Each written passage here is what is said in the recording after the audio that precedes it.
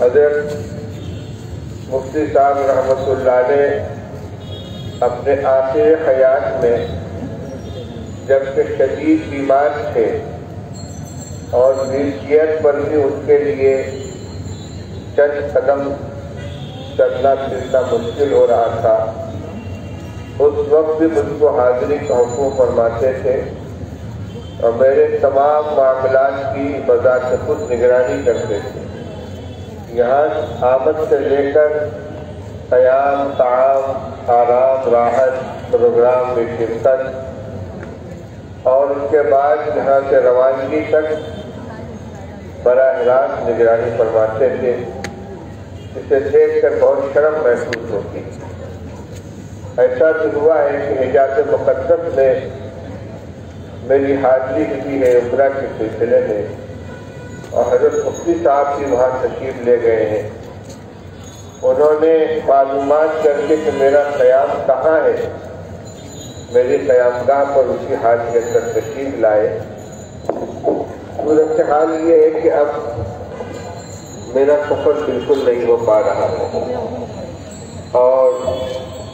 3-4 سال سے میں نے تقریباً طے کر لیا تھا کہ اب میں بنگلہ نہیں آ پاؤں گا، لیکن جب اس مہا سمیلن کے حوالے سے میرے پاس دعوت نامہ پہنچا اور مولانا محمد ارشد صاحب جو حضرت کے صاحبزادے ہیں انہوں نے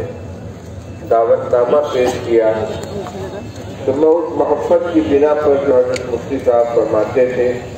اور جو تعلق ان لوگوں نے برقرار رکھا ہے، میں معذرت نہیں کر سکتا، حاضر ہو گیا ہوں اور اس حال میں ہوں کہ یہاں آنے کے پہلے ہی سے بخار میں مبتلا ہوں اور ابھی بھی سلسلہ چل رہا ہے، اس لیے میں کوئی لمبی گفتگو تو نہیں کر پاؤں گا، لیکن بہرحال شرکت کی سعادت سے میں اپنے کو محروم نہیں رکھ سکتا۔ میرے بھائیوں اور بزرگوں، ابھی آتے ہوئے راستے میں نے مفتی صاحب سے یہ عرض کیا کہ آج مجھے کیا گفتگو کرنی ہے، کیا بات کرنی ہے، میں خالی ذہن ہوں، کچھ فرما دیں، کچھ عنوان دے دیں۔ تو حضرت نے ایک بڑی ذمہ داری کا مضمون میرے حوالے کر دیا کہ دیوبندیت کیا چیز ہے۔ ہم جب اپنے کو دیوبندی کہتے ہیں تو اس کا کیا مطلب ہوتا ہے، علماء دیوبند کنہیں کہا جاتا ہے، کون لوگ ہیں، کہ کیا خصوصیات ہیں، ان کے کیا اوصاف ہیں۔ بھائی یہ موبائل چمک رہا ہے جگہ جگہ، یہ سلسلہ بند کیجیے، فوٹوگرافی بالکل نہیں ہونی چاہیے کہیں بھی پورے مجمع میں۔ آپ کا احترام حاضرین، حضرت বলছেন যে কোনো দিক থেকে কোনো ফটো মোবাইল কেউ ব্যবহার করবো না, পিকচার কেউ নেব না, ছবি কেউ নেব না, মোবাইল নিচে রাখবো, মেহরবানি করে সকলেই মোবাইল নিচে রাখবো। تو آج کی اس مختصر گفتگو میں میں یہی مضمون آپ کے سامنے واضح کرنا چاہوں گا کہ دیوبندی کس کو کہتے ہیں، دیوبندیت سے کیا مطلب ہوتا ہے۔ یہ بہت وسیع اور بہت کشادہ مفہوم ہے، لیکن مختصر الفاظ سے میں آپ کے سامنے رکھنے کی کوشش کروں گا۔ نبی کریم صلی اللہ تعالی علیہ وسلم نے ارشاد فرمایا تھا کہ پچھلی امتیں 72 فرقوں میں تقسیم ہو گئی تھی اور یہ امت 73 فرقوں میں تقسیم ہو جائے گی، اور سب سے سب ہلاک ہوں گے سوائے ایک جماعت کے۔ صحابہ نے پوچھا کہ وہ کون لوگ ہوں گے، تو رسول اللہ صلی اللہ علیہ وسلم نے ارشاد فرمایا ما انا علیہ واصحابی، جس راستے پر میں ہوں اور جس پر میرے صحابہ ہیں وہ جماعت نجات پانے والی ہوگی۔ اسی ما انا علیہ واصحابی کی تشریح عنوان کے اعتبار سے اہل سنہ والجماعت کے لفظ کی جاتی ہے۔ ما انا علیہ، جس پر میں ہوں، جس راستے پر میں ہوں، وہ راستہ ہو گیا السنہ، اور جس پر صحابہ کرام کی جماعت ہے وہ عنوان بن گیا الجماعہ۔ تو ما انا علیہ واصحابی،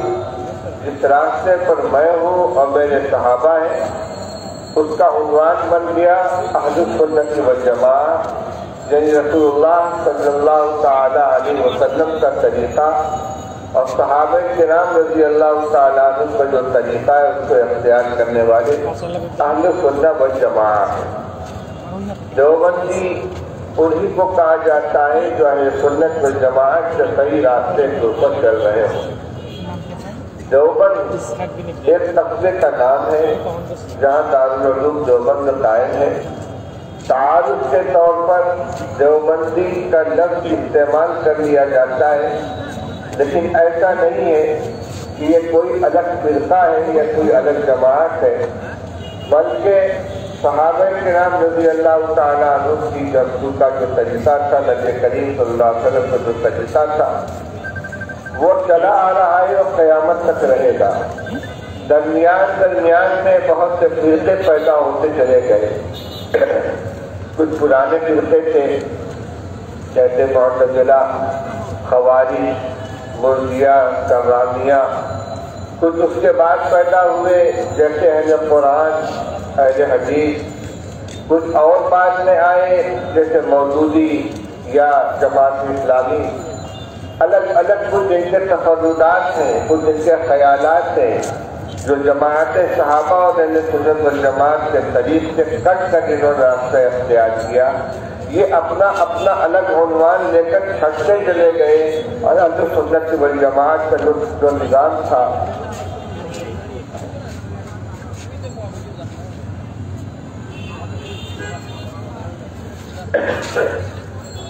اہل سنت والجماعت کا جو طریقہ تھا وہ اسی طریقے سے قائم و دائم رہا۔ اس اخیر دور کے اندر اسی جماعت کا نام علماء دیوبند ہے۔ اور آپ یہ بھی جان لیجئے کہ علماء دیوبند کا یہ لفظ اور دیوبندی کا یہ عنوان خاص دارالعلوم دیوبند یا قصبہ دیوبند کے متعلق نہیں ہے، بلکہ اس عقیدے اور اس نظریے اور اس طرز فکر اور اس طرز عمل پر جو لوگ بھی عمل کر رہے ہوں، وہ دنیا کے کسی بھی خطے کے اندر ہو، کسی بھی ملک کے اندر رہتے ہوں، وہ دیوبندی کہلائیں گے۔ مدارس سہارنپور دیوبند میں نہیں ہے، مدرسہ شاہی مراد آباد دیوبند میں نہیں ہے۔ آپ کے ملک میں بڑے بڑے ادارے ہیں، ہاٹ ہزاری کا پرانا مدرسہ ہے۔ اس کے علاوہ اس ملک کے مختلف حصوں میں بڑے بڑے ادارے ہیں۔ ہمارے ملک کے پڑوس میں بنوری ٹاؤن کا مدرسہ ہے، دارالعلوم کراچی کا مدرسہ ہے، اور اسی طرح بڑے بڑے ادارے ہیں، وہ سب دیوبندی ادارے کہلاتے ہیں، حالانکہ وہ دیوبند کے اندر نہیں ہے۔ اس سے معلوم ہوا کہ دیوبندی کا مطلب دیوبند قصبے سے تعلق رکھنے والا نہیں، بلکہ اس طرز فکر کے اور اس طرز عمل کو اس انداز میں اختیار کرنے والے سب دیوبندی کہلاتے ہیں۔ اب رہی یہ بات کہ ان کی کچھ خصوصیات ہیں، وہ کیا ہے؟ ہمارے اکابر نے ان کی جو تشریح کی ہے اس میں سب سے پہلی چیز ہے اتباع سنت۔ اکادمی دیوبند کے نزدیک اتباع سنت سب سے بڑا معیار ہے، سب سے بڑی بنیاد ہے۔ سنت سے ہٹ کر کسی چیز کو قبول کرنے کے لیے تیار نہیں ہے۔ یہی وجہ ہے کہ جو جماعت بدعات ایجاد کرنے والی ہے، جس کے یہاں روزانہ کوئی نہ کوئی نئی بدعت آتی ہے، یعنی دین کے نام پر دین میں نئی نئی چیزیں ایجاد کرنے والے، پیدا کرنے والے، وہ علماء دیوبند کے اوپر تکفیر کا فتویٰ لگاتے ہیں، ان کو ایمان سے خارج کہتے ہیں، ان کو گمراہ کہتے ہیں۔ کیوں؟ اس لیے کہ علماء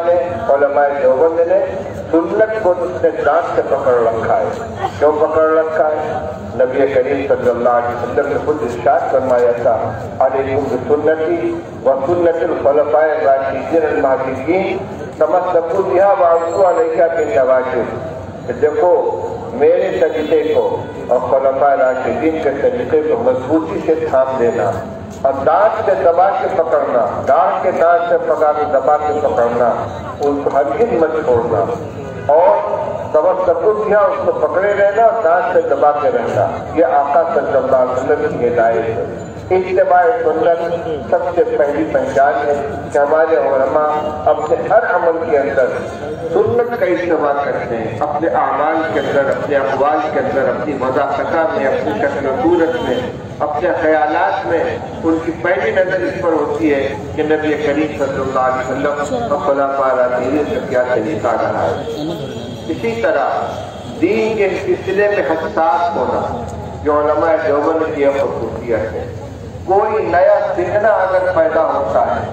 عقیدے کے اعتبار سے، عمل کے اعتبار سے، سب سے پہلے علماء دیوبند اس سلسلے میں چوکنا ہو جاتے ہیں، ان کا کان کھڑا ہو جاتا ہے، فتنے کی بو سونگ لیتے ہیں۔ جتنے بھی فتنے پیدا ہوئے ہیں اس ملک کے اندر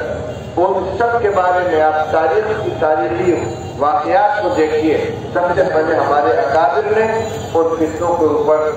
نظر ڈالی ہے۔ قادیانیت سے فتنہ آیا، سب سے پہلے علماء دیوبند نے قادیانیت کی بو سونگی، اس کا مقابلہ کیا۔ اسی طریقے سے انکار حدیث کا فتنہ، یعنی قرآن پاک کے علاوہ کسی چیز کو حجت نہ ماننا، حدیث پاک کو حجت نہ ماننا، یہ بھی ایک جماعت پیدا ہوئی جس کے خلاف دفاع دینے والے علماء دیوبند ہیں۔ اسی طرح صحابہ کرام رضی اللہ تعالیٰ عنہم کو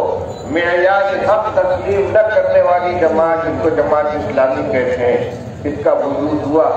مودودی صاحب نے اس طرح کے مضامین لکھے۔ سب سے پہلے شیخ الاسلام حضرت مولانا حسین احمد صاحب مدنی اکبر اللہ عنہ نے اس کے خلاف مضامین لکھے،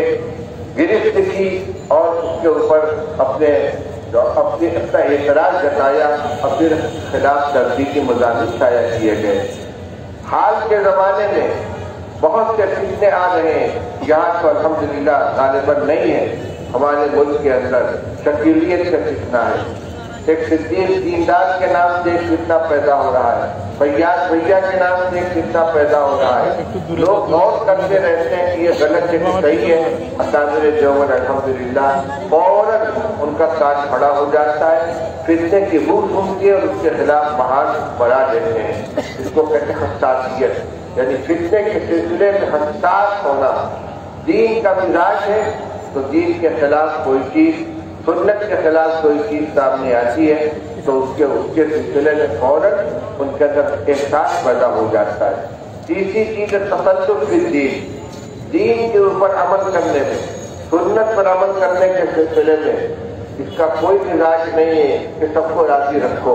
سب کے سب لوگ خوش رہنے چاہیے، کوئی ناراض نہ ہو۔ نہیں، جو غلط ہے تو اس کو برملا غلط کہا جائے گا، جو صحیح ہے اس کی حمایت کی جائے گی۔ تو دین کے سلسلے میں تسلط، دین کے اوپر مضبوطی کے ساتھ قائم رہنا اور اس کے سلسلے میں کسی کی روح رعایت نہ کرنا، چاہے وہ اپنا ہی کیوں نہ ہو، اپنا قریبی کیوں نہ ہو، لیکن اگر سنت کے خلاف، شریعت کے خلاف، دین کے خلاف کسی کا قول یا فعل یا عقیدہ یا نظریہ سامنے آئے تو اس کو فوراً اس کو رد کر دینا۔ اسی طرح اسلام کی تعلیمات کے اندر جہاں شریعت کے ظاہری احکام ہیں جن کو کتاب و سنت اور فقہ کے نام سے ثابت کیا جاتا ہے، انہی کے ساتھ رسول اللہ صلی اللہ علیہ وسلم کے بعثت کے مقاصد میں ایک عظیم مقصد تزکیے کو بیان کیا گیا ہے۔ وَالَّذِي بَعَثَ فِي الْأُمِّيِّينَ رَسُولًا مِّنْهُمْ يَتْلُو عَلَيْهِمْ آيَاتِهِ وَيُزَكِّيهِمْ وَيُعَلِّمُهُمُ الْكِتَابَ وَالْحِكْمَةَ وَإِن كَانُوا مِن قَبْلُ لَفِي ضَلَالٍ مُّبِينٍ۔ کہ رسول اللہ صلی اللہ علیہ وسلم کو اللہ تعالیٰ نے 4 کام لے کر بھیجا ہے۔ ایک یہ کہ اللہ کی طرف سے جو قرآن نازل ہو اس کو آپ لوگوں کو پڑھ کر سنائیں، دوسرے اس کی تعلیم دے، اس کی تشریح کرے، اس کے مضمون کو سمجھائیں، اس کی تفسیر بیان کریں، اور حکمت و دانائی جس کی تفسیر سنت ہے، یعنی قرآن کے ساتھ اپنی سنت کو بھی سمجھائیں۔ وَيُزَكِّيهِمْ، اور لوگوں کا تزکیہ کریں، اخلاق کو درست کریں، قلب کی اصلاح کریں، دل کی بیماریوں کو دور کریں، اخلاق حسنہ کو بہتر بنائیں، اخلاق سیئہ سے برے اخلاق سے بچائیں۔ یہ کام بھی رسول اللہ صلی اللہ علیہ وسلم نے کیا۔ کچھ خوش قسم کے لوگ ہیں کہ جو تصوف کو اور احسان سلوک کو ایک لایانی عمل سمجھتے ہیں۔ ہمارے اکابر علم اور معرفت کے اعلیٰ مقام پر فائز ہونے کے باوجود انہوں نے ہمیشہ اپنے آپ کو کسی صاحب دل ولی اللہ سے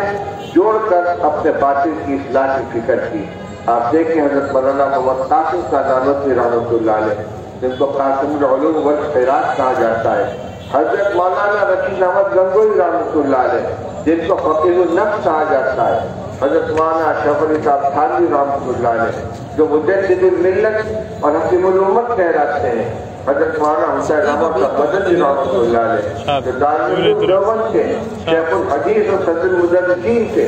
یہ سارے سارے حضرات حضرت حاجی امداد اللہ صاحب مہاجر مکی رحمۃ اللہ علیہ سے مرید تھے۔ حضرت مدنی رحمۃ اللہ علیہ بعد میں حضرت گنگوئی رحمۃ اللہ علیہ سے وابستہ ہو گئے۔ اسی طرح شیخ الہند حضرت مولانا محمد حسن رحمۃ اللہ علیہ، دارالعلوم دیوبند کے پہلے مفتی اعظم حضرت مفتی عبد الرحمان صاحب رحمۃ اللہ علیہ، یہ حضرت گنگوئی رحمۃ اللہ علیہ خانقاہ سے وابستہ ہے۔ حضرت مولانا خلیل احمد صاحب سہارنپوری رحمۃ اللہ علیہ، حضرت مولانا گنگوئی رحمۃ اللہ علیہ سے وابستہ تھے۔ ایسے ہی حضرت علامہ انور شاہ کشمیری رحمۃ اللہ علیہ، حضرت شیخ الہند رحمۃ اللہ علیہ کے بحث سے تعلق رکھتے تھے۔ یہ بھی ہمارے اکابر کا ایک امتیازی وقت ہے کہ علم، ظاہری علم، قرآن و حدیث اور فقہ کے علم کے حامل اور بہت ان کے معیار پر اس کے عالم ہونے کے باوجود انہوں نے اپنے اخلاق سے درستگی کی طرف سے غفلت نہیں برتی، بلکہ اپنے زمانے کے